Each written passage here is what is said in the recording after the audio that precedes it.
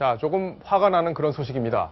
이 짝퉁 공화국이라고 불리는 중국, 이제는 한국의 대기업 상표까지 따라하고 있습니다. 자, 삼성인데 삼성이 아니다. 이런 판결이 나왔다고 합니다. 이 속사정이 좀 있는데 어떤 사정이 있는지 한번 짚어보겠습니다. 하종대 부국장. 예. 자, 이제 베이징 특파원을 하셨으니까 얼마나 중국이 짝퉁 천국인지 잘 실감을 하실 텐데 예. 여기 보면 삼성이라고 써놓고 3스타라고 해놓은 이 로고. 예. 이게 어떤 회사의 로고인데 이게 표절이 아니다. 이런 판결이 나온 거예요? 예. 지난해 12월 18일에 중국 베이징 고등법원에서 나온 판결인데요.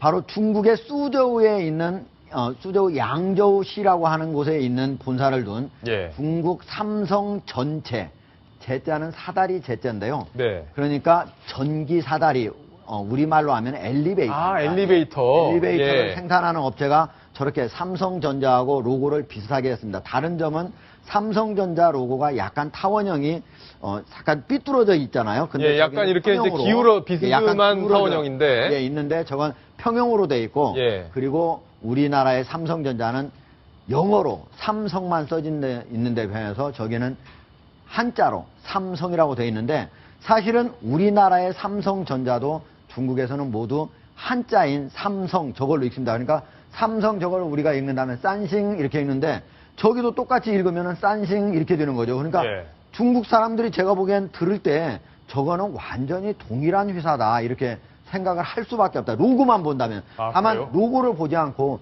회사 이름을 얘기할 때는 분명하게 싼싱 띠엔티 하면은 삼성전자는 띠엔즈거든요. 그러니까 예. 두 개가 차이가 있기 때문에 예. 다르게 볼 수는 있지만 로고만 본다면 상당히 같게 볼 수 있음에도 불구하고 베이징의 고등법원에서는 뭐라고 했냐면요. 세 가지를 얘기했습니다. 하나는 먼저 저기 있는 삼성전자, 삼성 TNT라고 하는 회사가 삼성전자보다도 1년 빠른 1998년에 상표를 등록했고 아, 먼저? 예, 하나는 타원형이고 하나는 타원형이 약간 기울어져 있고 하나는 평형형으로 돼 있고 그래서 두 개를 보면은 전혀 그거를 혼동할 우려가 없고 그리고 또 하나는 타원형이라고 하는 걸 가지고 얘기를 하는데 타원형을 꼭 삼성전자만 쓸 수 있는 것이 아니고 다른 예. 여러 곳에서 쓸 수 있는 거기 때문에 이거는 어떤 삼성의 상표 침해를 했다 이렇게 볼 수 없다라고 얘기를 했습니다. 김태현 변호사, 이 법이라는 게 공정해야 되는데 지금 중국의 판결 공정하다고 보십니까?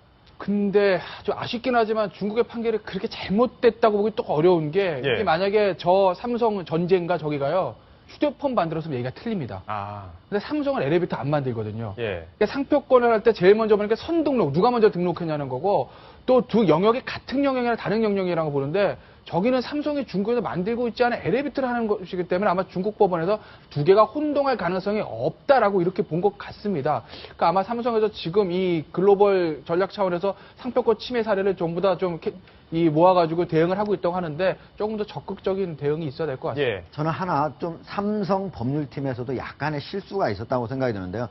가장 먼저 법원에 제소를 하기 전에 중국 공상총국에다가 먼저 이 상표권 침해에 대해서 제재를 해달라고 요청을 했거든요. 근데 거기서 뭐라고 했냐면 공상총국에서 두 개가 차이가 많아서 이거는 우리가 상표를 내준 거고 우리 상표를 내준 거에 아무런 하자가 없고 그리고 혼동할 우려도 없다. 이렇게 예. 먼저 얘기를 했기 때문에 법원은 그거를 그대로 받아들여 가지고 판결을 했기 때문에 먼저 법원에 갔더라면 좀 달라졌을 예. 수도 있다. 이렇게 다음엔 하종대 부국장한테 먼저 전화를 좀 해보는 게 좋을 것 같습니다. 예. 자, 이동희 차장, 다른 이야기 하나 더 해봐야 될 텐데, 이 벤츠 파손해갖고 논란이 됐던 분, 이 강영석 변호사하고 이제 뭐 도움을 받기로 했다 이런 얘기가 있었는데, 오늘 새로운 얘기가 나왔더라고요. 전혀 예상할 수 없었던 결과가 나왔던데, 어떤 결과인지 정리해 주시죠. 전격적으로 벤츠 측에서 이 피해를 입었다고 주장한 유모 씨에게 2016년 신형 모델로 교체를 해주겠다. 이렇게 와, 약속을 했습니다. 진짜로요? 아무런 조건이 없다. 다만 더 이상의 이제 문제 제기는 하지 않겠다. 이런 조건만 지켜진다면 이 신모델로 교체를 해주겠다. 이렇게 약속을 했습니다. 아니, 근데 그 골프채로 다 이렇게 부수는 장면이 영상으로 고스란히 담겼는데, 그런데 그냥 벤츠는 왜 이렇게 다 이렇게 논란이 지원을 해주는 계속해서 거예요? 커지니까 예. 결국에는 이제 항복을 했다. 이렇게 볼 수밖에 없는데요.